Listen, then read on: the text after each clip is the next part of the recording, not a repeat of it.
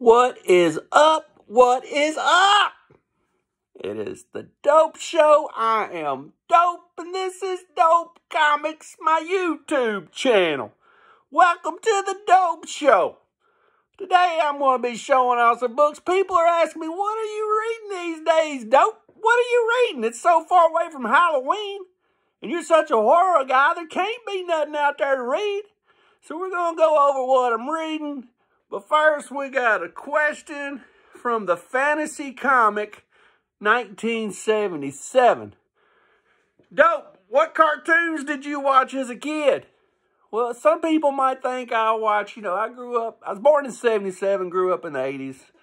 Some people thought, maybe he's watching Spider-Man and Amazing Friends. Maybe he's watching some Batman. Nope, not watching any of that. What am I watching? Scooby-Doo.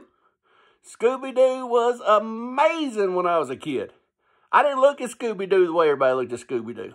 Scooby-Doo had a bunch of people that would never hang around together. Everybody was different in that van.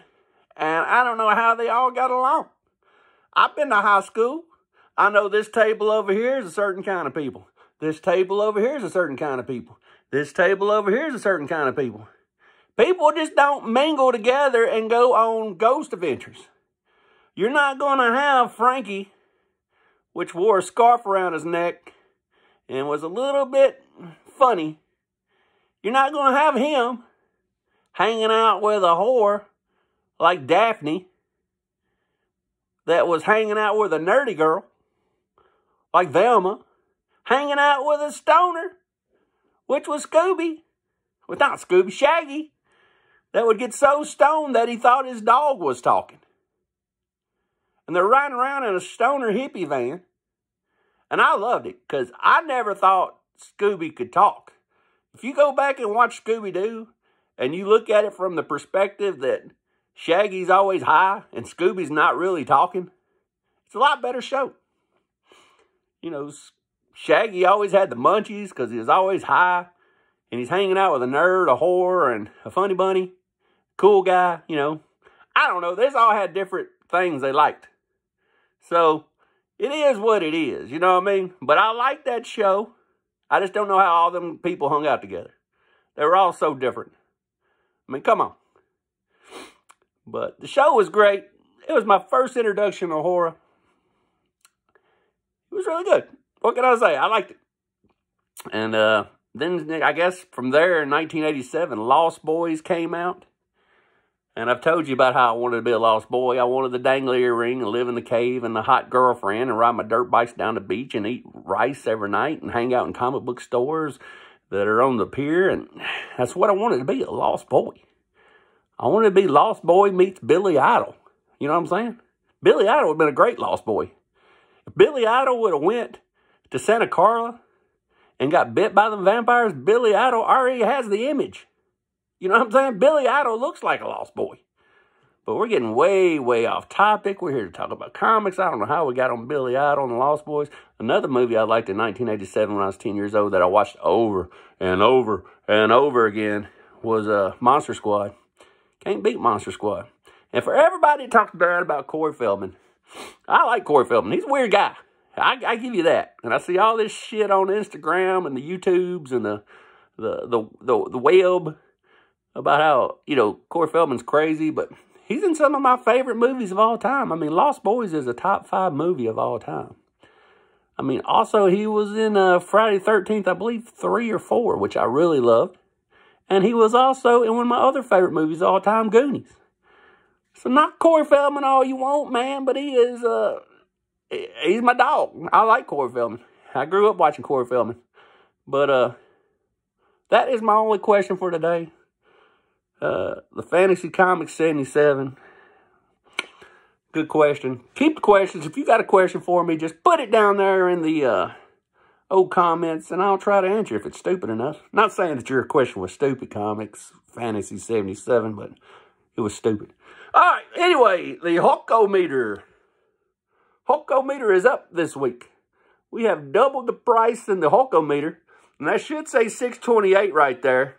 But it was hard to use ink on chicken grease because this is part of a chicken box where I got some 5 chicken fingers and some French fries and a biscuit and some macaroni and cheese. And the chicken grease would not allow me to write on this piece of paper with an ink pen. But that should say 628. The Hulkometer is exploded!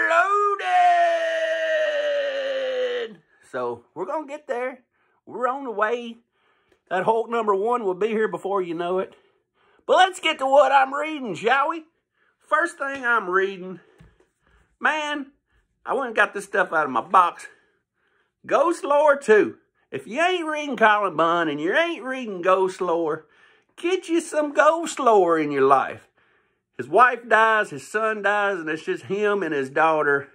And they're in a tremendous car crash where the daughter lost a parent and a brother. The dad lost a wife and a son. And now they went to such a traumatic place that they see ghosts. And ghosts try to communicate with the world through them. So every book is basically an anthology of another ghost trying to communicate with the world through these two people. If you ain't got no Ghost Lore, get you some Ghost Lore in your life. And I know I always showed old Golden Age on here. And I know I show Bronze Age, and I show Silver Age, and I show Pre-Code Horror, and I show Super, whatever. But guys, we don't need to titleize everything. Everything don't have to have a title. Oh, Anthony ain't showing no old books this week. Oh, Anthony ain't showing no modern books this week. There's only good books and bad books the way I see it, guys. And if it's horror, it's a good book. So if you come on my show, you never know what you're going to see, but it's going to be good. I mean, it's like going to Pizza Hut. It's going to be good. It don't matter what you get. And what you got was All 8 Eyes. All 8 Eyes is a great story.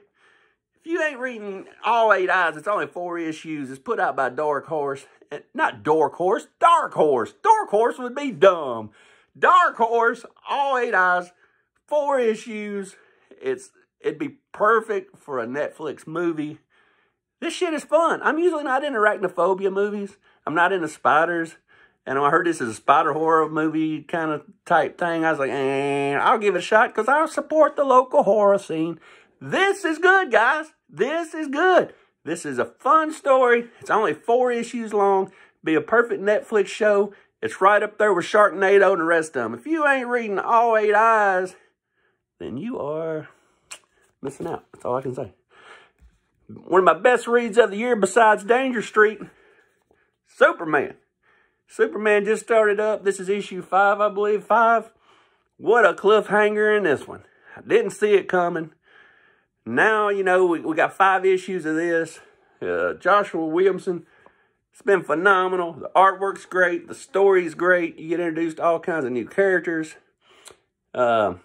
If you always want to read Superman, but you didn't know where to get on at #1 of this. The trade should be coming out before long. Because we got the Night Terror thing coming out. That is an event goes all the way across DC. And then Superman's going to pick back up in August. Get you some of this Superman. This shit is unbelievable. Love me Superman. And I never liked Superman.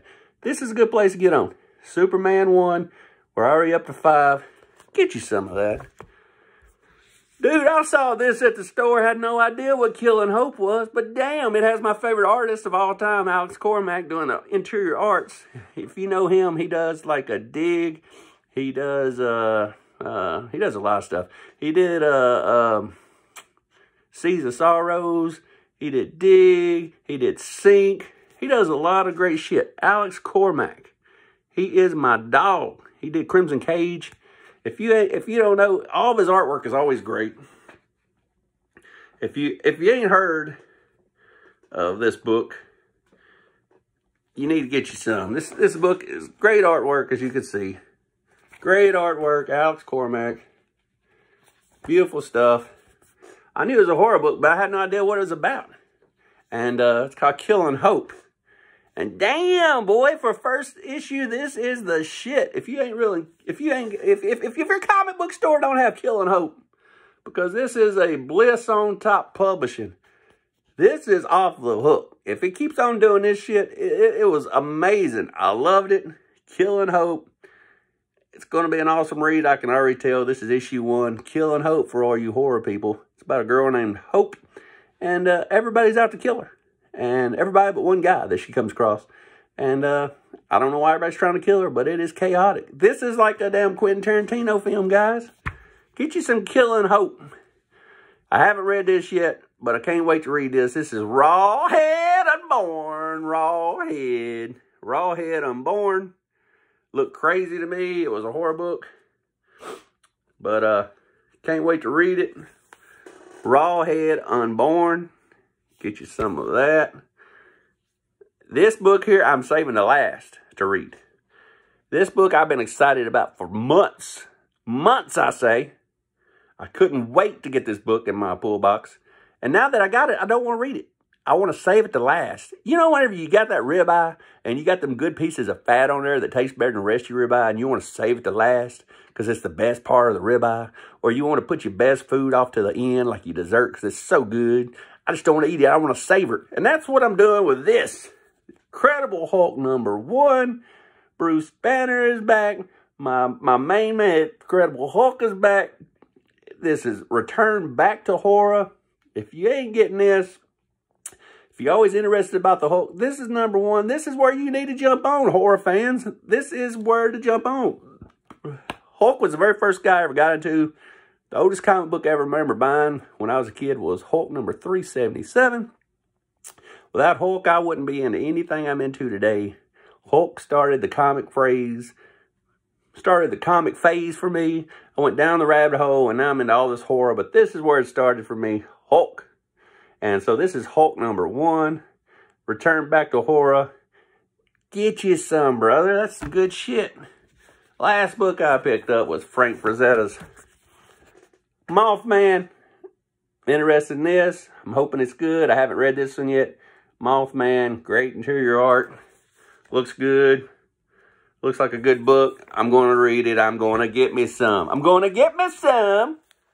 But that is my pickups for today. We are under 13 minutes. If you got any comments or any questions, leave them below. What are you guys reading? Tell me what horror I left out. Let me show you. I ain't going to show you this because I've already started the outro. I'll show you next time. But until the next time, I will see you again beneath a blackened sky.